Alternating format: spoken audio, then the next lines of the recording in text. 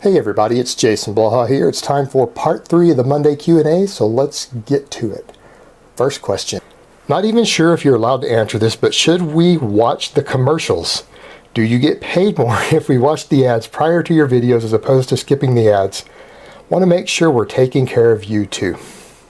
Actually, to answer your question, if a person is allowed to talk about that, if you go read the basic YouTube rules on YouTube partnerships, no channel with a YouTube partnership is allowed to ever encourage anybody to do anything whatsoever with the commercials or ads. They're not allowed to make any suggestions of any type.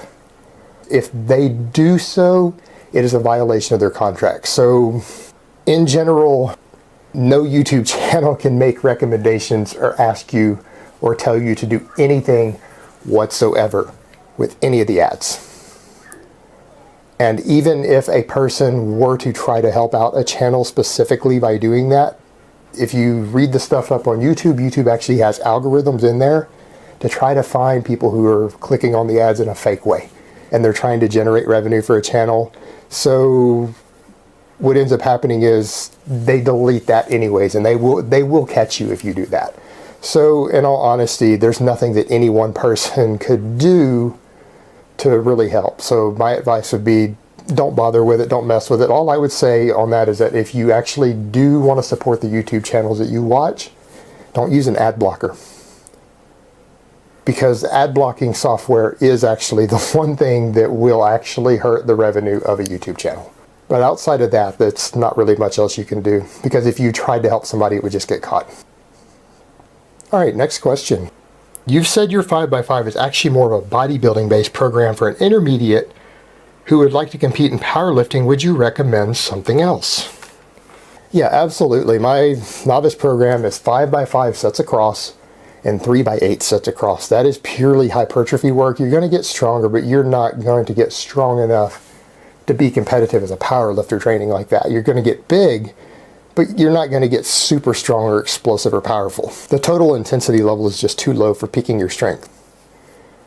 For intermediates, there's a lot of really good programs out there. There is literally everything from stuff like Joe DeFranco's West Side for Skinny Bastards, or Bill Starr's 5x5, which actually only has 1 to 2 really heavy sets, so it's not a true 5x5 with your own additional accessory work. You could run something like the Texas method.